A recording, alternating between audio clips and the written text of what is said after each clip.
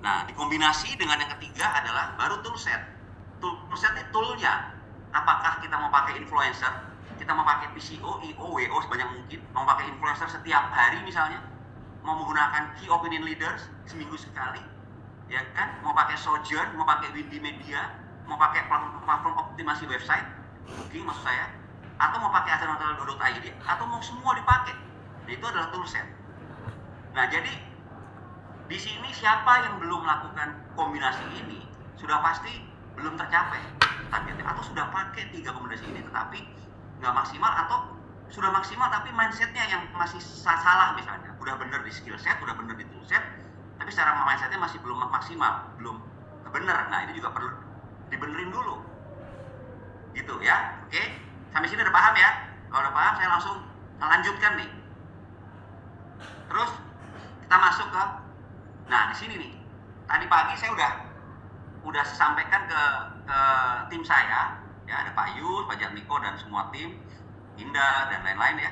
Saya sampaikan, tahu nggak, yang namanya kita itu kalau pengen tahu nih, sebenarnya sesuatu yang kita pikirin, hanya kita pikirin, itu 1000 kali lebih berat dibandingkan kalau kita kerjakan. Bayangin coba tuh. Jadi kalau target ada 2M sebulan, atau 1M sebulan, atau 1000 sebulan, 8 juta sebulan, itu sebetulnya kalau hanya kita pikirin bersama tim, kita meetingin doang nih, itu lebih berat 1000 kali dibandingkan kalau kita melakukan. Ya, jadi ini benar-benar hati-hati nih, benar-betul ya. Jadi beda gitu loh.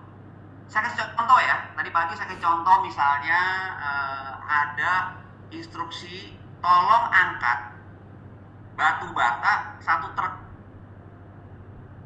Nah, ketika ada perintah seperti itu, kita punya belief system. Kalau menolak, kalau kita tidak menyediakan satu ketulusan, satu kesiapan hati, satu keceriaan dan antusiasme, maka yang terjadi, wah berat ini. Gimana caranya? Berat banget, harus pakai berapa orang, ngangkatnya pakai apa dan lain-lain. Nah, itu belief system tuh, itu sudah terjadi penolakan gitu di situ. Padahal kita membutuhkan apa? Kita membutuhkan belief system, kemudian setelah itu baru kita butuh yang namanya vibrasi. Kita butuh vibrasi. Vibrasi itu akan muncul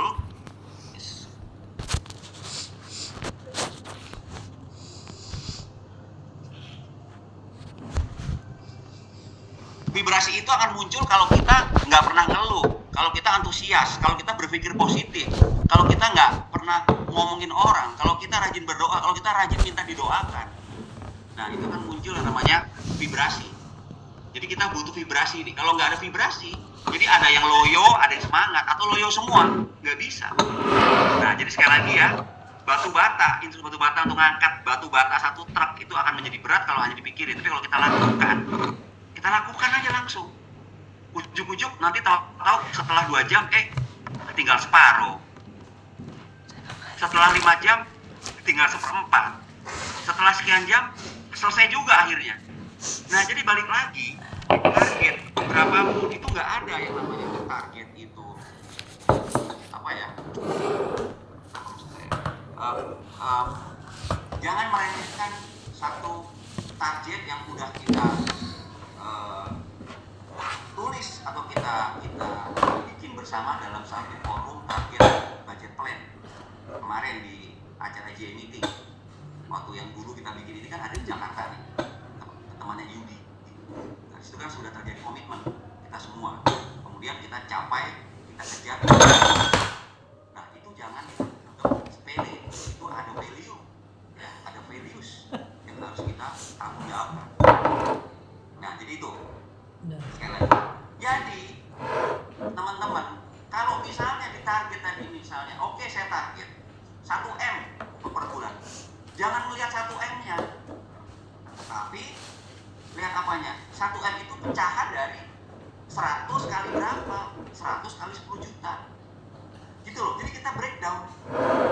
2M adalah pecahan 200 kali.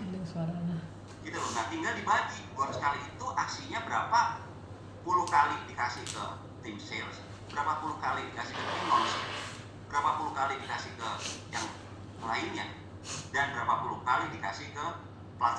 optimasi booking engine seperti Asana.id misalnya, dikasih ke OTA berapa, dikasih ke Sojourn berapa, nah jadi gitu. Nah jadi sekali lagi ya, jangan kita pikirin tapi kita langsung action. Oke, nah saya lanjutkan. Terus kita harus bisa meng-avoid yang namanya rutinitas. Ini bahaya banget nih, ya. Kalau kita pengen ini bahaya banget yang namanya rutinitas.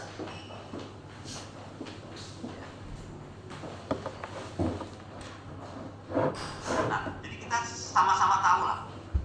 Kita sama-sama tahu bahwa kalau kita hanya melakukan yang rutin, itu hasilnya apa? Nggak ada hasil apa-apa. Gitu loh. Rutinitas itu sama dengan menciptakan masa lalu. Jadi kalau sebagai leader kita terjebak dalam rutinitas, ya kan? Maka masa depan yang akan terjadi, yang akan kita capai adalah sama dengan masa lalu. Jadi jangan melakukan rutinitas. Yang dilakukan hari ini Senin nih, sama besok harus beda. Kalau masih sama, Anda berharap hasilnya beda, ya nggak mungkin. Yang dilakukan Rabu juga harus beda. Hari ini ketemu siapa, meeting sama siapa, melakukan apa. Besok juga udah beda lagi orangnya. Yang dibahas pun di morning briefing harus beda, jangan sama lagi. Kalau sama ngapain? Rebo yang dibahas morning briefing beda lagi. Jadi kita harus fokus. Kalau Senin kita ngebahas misalnya F&B, Rebo kita ngebahas marketing, Kamis kita ngebahas menu, Jumat kita ngebahas division. Jadi beda terus gitu loh. Jangan kita melakukan yang rutin. Jangan terjebak dengan rutinitas karena kita hanya akan mendapatkan achievement sama dengan masa lalu dan kita akan nyesel target tidak tercapai. Nah, masuk ke sini sekarang, mindset.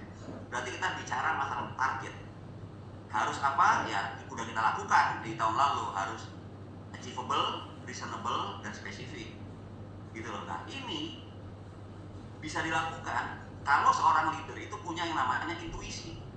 Jadi tingkatannya itu kalau pengen tahu ya, kalau kita pengen jago nih, pengen jadi jagoan di apa namanya leadership capabilities, kita harus banyak bermain di intuisi. Yang paling rendah tuh pakai pikiran. Di atasnya pikiran adalah insting. Di atasnya insting baru intuisi. Kalau pengen tahu leader hebat yang sekarang megang perusahaan-perusahaan besar dan berhasil, itu main intuisi. Nah, dari mana itu bisa muncul? Dari vibrasi tadi itu, dari mindset yang benar, ya kan? Kemudian setelah itu kita pakai vibrasinya itu kita latih. Untuk apa vibrasi itu kita latih? Supaya kita nggak gampang ngeluh, kita selalu antusias, banyak senyum, banyak berdoa, banyak mendoakan orang, banyak kita didoakan orang, gitu loh. Berpikir positif, berbuat jujur, itu semuanya ada vibrasi. Nah, itu mindset. Oke. Kemudian skill setnya berarti lebih kepada strategi sama source of business. Dari mana SOB-nya? Berapa dari government, berapa dari kementerian, berapa dari BUMN, berapa dari OTA, berapa dari Sojourn, berapa dari Asana.id, berapa dari itu kita breakdown. Nah, toolsetnya adalah baru menggunakan channel. Nah, di sini kita bicara toolset. Tapi kalau toolsetnya kita pakai, saya misalnya lihat nih, ada yang banyak pakai toolset, bahkan gila-gilaan. Tapi kok nggak juga tercapai? Ya karena Anda salah di mindset. Vibrasinya nggak ada, Anda tidak pakai intuisi. Ya kan? Atau skill setnya yang salah, tidak di breakdown SOB-nya dari mana saja. Jadi masing-masing tim sales atau tim non-sales itu bingung. Dari mana saya harus kerja? Karena tidak di breakdown dari bos saya, dari GM saya, HM saya. Kalau saya ngejar kemana nih Pak SOB-nya? Jadi hanya main di toolset, nggak bisa. Kombinasinya 3, ya. Nah, channel di sini kita bisa pakai pertama multi channel network. Misalnya apa? Kita tahu semua lah. Misalnya Instagram, Facebook, Twitter, TikTok, YouTube, dan lain-lain. Ya, growth engine-nya kita pakai ini. Nah, ini adalah toolset. Nah, jadi coba deh diperhatikan pelan-pelan, diamati multi channel network-nya udah kita pakai berapa. Kemudian growth engine-nya udah pakai semua belum nih? Jangan-jangan cuma pakai 2 aja dari ini atau 3, nggak bisa. Karena tercapai persaingannya udah nggak kayak dulu gitu loh. Kita banyak sekarang pesaing-pesaing baru masuk, hotel baru masuk. Jadi bukan kayak dulu tuh kalau pengen tahu tuh tanya sama si Alpian. Saya masih ingat zaman saya GM dulu tahun 2004 atau 2005, itu saya masih ingat okupansi tertinggi di Indonesia tahu nggak di mana? Di Cikarang. Sekarang tahu Cikarang berapa persen? Alpian rata-rata? Si admin. Ya Pak, 30%-an Pak. Tuh. Pada dulu paling tinggi se-Indonesia. Di sana cuma ada dua dulu. Cuma ada Arya Duta sama Sahid. Sahid Hotel Indonesia itu waduh. Bukan parah lagi lah, tanya sama Sugeng loh. Dulu dia paling tinggi di mana? Okupansi Sahid Hotel Indonesia. Di Cikarang paling tinggi dulu. Sekarang merana. Sepi. Wah, hotel di sana ngeri. Kita ditawarin tuh kemarin dibantu survei oleh Alpian di sana. Kita tolak. Nggak berani ambil kita 100. Karena apa? Karena sebenarnya kita yang saya maksud bahwa sekarang itu nggak kayak dulu persaingannya. Jadi Tulung Agung pun bisa menjadi surut, gitu loh. Wonosobo pun bisa menjadi surut. Hati-hati, nggak mungkin selamanya itu akan ada di atas. Gitu loh. Kita tidak bicara roda tubuh berputar, enggak. Ini nggak hubungannya. Kalau bagi saya, roda tidak pernah berputar, beda. Kepercayaan saya kita pokoknya jangan mau roda tuh berputar. Jadi kalau kita udah di atas, kita mau di atas terus, jangan turun dong. Gitu ya. Jangan mau roda berputar ya pokoknya. Tetapi maksud saya ini adalah bisnis hotel itu tidak melulu kita berada pada posisi puncak. Kadang faktor eksternal menentukan atau kita sendiri sebagai pemimpin yang membuat itu menjadi turun. Gitu loh. Jadi ini hati-hati, makanya pakai multi channel network, pakai growth engine semaksimal mungkin. Kalau bicara konektor berarti harus ada info, PCO, WO, key opinion leaders, kita pakai semua, ya kan? Sosmed ad, udahlah, nggak perlu lagi ke Google Ad, udah tetap perlu, walaupun dibajetin mungkin agak berkurang, tetap perlu, sosmed ad tetap perlu, TikTok ad tetap perlu, semua perlu. Jadi kalau ini berjalan, bayangin, mindsetnya udah sangat optimis, ya kan? Udah bahkan dia memiliki vibrasi yang udah dilatih tiap hari, pakai intuisi yang keren, skill setnya juga jelas banget kepada timnya, ditambah tool set yang total, tercapai pasti target, nggak mungkin nggak, pasti tercapai. Oke? Nah, sekarang contoh misalnya target 1 miliar nih, contoh aja per bulan, target 1M per bulan, berarti ini mindset. Oke? Nah, kita breakdown per sales person dan non sales person. Kita breakdown. Ini saya yakin sudah melakukan. Saya yakin, tapi ada juga yang belum. Kita dua ya, kita breakdownnya ya. Sales person sama non sales person ada dua. RNO-nya berapa sama rupiahnya. Setelah itu skill setnya. Berarti strategi per sales person harus ada. Strategi nggak bisa sama. Gimana bisa sama? Orang beda target, beda SOB kok. Yang satu mentarget government, satu mentarget trading, dia kan beda pasti. Kalau mau pakai strategi yang sama, cara sama, ya nggak mungkin dong. Kita sebagai pemimpin, kita harus bisa menjelaskan ini. Kalau nggak tercapai, nggak akan pernah tercapai. Jangan udah deh, pokoknya gue nggak mau tahu, lu capai segini ya, sebulan, lu buat target 1 bulan adalah 400 room night atau 200 room night. Lu gue kasih 150 room night dengan ini sekian rupiah, tapi nggak dikasih tahu caranya, ya nggak bisa dong. Nggak mungkin, kita harus kasih tahu caranya. Setelah itu, ya tadi itu strategi per sales person, kita kasih tahu caranya, how to achieve the target. Kemudian solvability-nya dari mana? Jelas jadi ya. Baru ke toolset sekarang. Yang masuk ke tadi itu optimasi platformnya. Apakah mau pakai optimasi platform yang kita mau kerjasama dengan Sojourn yang sudah mulai kayaknya Yudi nih. Sudah mulai Yudi ya? Asal-asal Bandar Jakarta.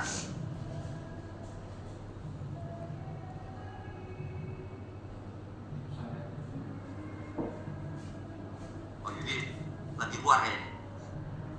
Oke. Jadi optimasi platform ini kita sudah akan segera mulai kerjasama dengan Sojourn. Nanti akan dijelaskan oleh Inga, Iksan, dan tim dengan Firman juga seperti apa kerjaan sosial dengan Sojourn ini. Nggak perlu bayar, dia hanya minta komisi, ya kan? Dan dia akan mengoptimasi, akan iklanin kita di sosmed, ya kan? Nah ini misalnya pakai ini, our own media gratis sih gratis, tapi sayangnya kita punya follower dikit, kita punya likes juga sedikit, kita punya reach sedikit, kita punya impresi sedikit, kita punya IR juga kecil. Berarti harus dibantu dengan yang namanya influencer untuk melakukan optimasi, ya kan? Itu dibantu dengan influencer dengan cara barter titik, barter kamar, barter voucher ke kamar, tapi pakai kontrak. Kalau perlu kontrak biar murah, langsung setahun.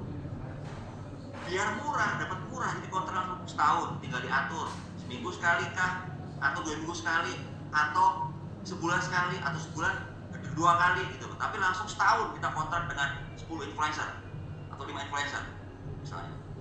Paid media tadi itu, Google Ads tetap jalan, sosmed tetap jalan, harus jalan, tapi anggarannya yang kita atur lagi, menyesuaikan. Nggak bisa nggak pakai anggaran sama sekali, nggak bisa, nggak mungkin. Oke.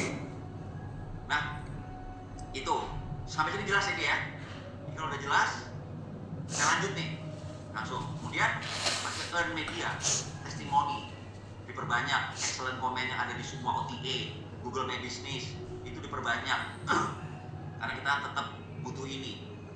Harus ada kombinasi antara own media, kemudian paid media, sama earn media. Itu harus kita combine, ya. Nah, jadi nggak bisa hanya pakai testimoni doang, tetap pakai yang berbayar, tetap pakai optimasi dari sosial media kita. Oke, sampai sini udah jelas? Lanjutkan.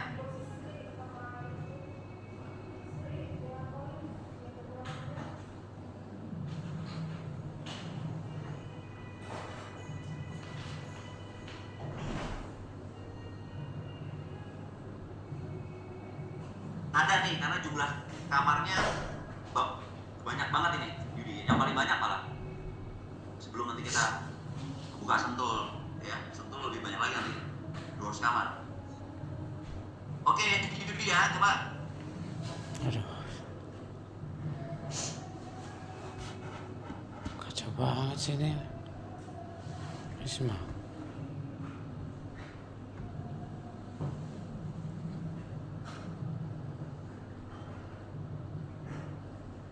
Recording in progress. Mendalami.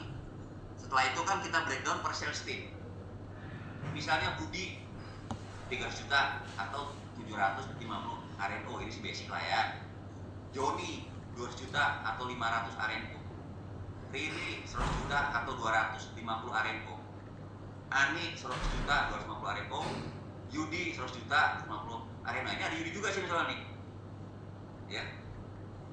Tapi ini nggak pakai H, ini nggak bisa pakai H sih. Nah, jadi total 2000 RNO atau secara rupiah 800 juta. Udah jelas ya, sekarang di sini secara target atau mindsetnya sudah kepegang. Tapi ini kurang kan? Karena kita butuhnya kan se-M, ya kan? Atau 2500 RNO. Masih kurang. Nah, ditambah Uni. Uni ini khusus untuk wedding. Ya, wedding mah kecil lah. Wedding kita kasih 10 RNO juga udah cukup. Yang penting revenue-nya. Jadi dia tidak lagi berpatokan pada RNO, tetapi yang penting revenue 100 juta dia. 100 juta tambah 100 juta, 900 juta dari wedding. Ya. Sekarang non sales team. Tadi udah dapat angka 900 juta. Sekarang dari non sales team. Ya. Dari non sales team itu misalnya kita cek salary restoran harus bisa dapat 50 juta, ini contoh aja. Ya. Kemudian Transit Lounge misalnya 75 juta. Room service 25 juta. Kemudian OTA Agung misalnya yang pegang OTA 100 juta atau 250 RMB. Sehingga total kita akan mencapai, tadi kalau kita jumlah semuanya 1 miliar 150 juta. Nah, ini yang saya maksud. Sudah ada GM yang membreakdown seperti ini, tapi banyak juga yang belum. Jadi cuman yang penting ngomong aja gitu loh. Nih lu ya gue target segini, kamu harus segini. Nggak bisa gitu loh. Kita harus jelas, harus clear. Gitu loh, harus clear benar-benar. Kasihan nanti yang ditarget dia nggak ngerti harus jalan kemana, dari mana sumbernya, gimana caranya, pakai strategi apa, tulisannya apa. Harus jelas ya, seperti ini. Jadi tercapai target 1M, tercapai 1M 150 juta. Kan gampang nih, ya nggak? Nah, lalu jelas sudah ya di sini ya. Nah sekarang masing-masing tim, ya kan, itu harus submit data tentang satu keyakinan terhadap target tersebut. Yakin nggak? Harus yakin. Kalau tidak yakin, kalau yakin ditanya darinya, dari mana SOB-nya atau source of business-nya. Kalau nggak yakin, kenapa Anda tidak yakin? Gitu loh. Jadi harus jelas clear semua di sini. Yang ketiga, setelah dia yakin, ditanya, gimana cara Anda mentarget? Strateginya apa? Pakai cara apa? Jelasin. Kalau masuk akal, Anda sebagai pemimpin kan pakai intuisi. Masuk akal nggak nih? Nggak masuk akal. Wah ini mah bullshit nih, gitu misalnya. Ini ngarang-ngarang doang nih. Ini ABS nih, kan bisa dilihat, bisa dirasakan dengan intuisi. Gitu loh. Ya. Nah, setelah itu toolsnya apa?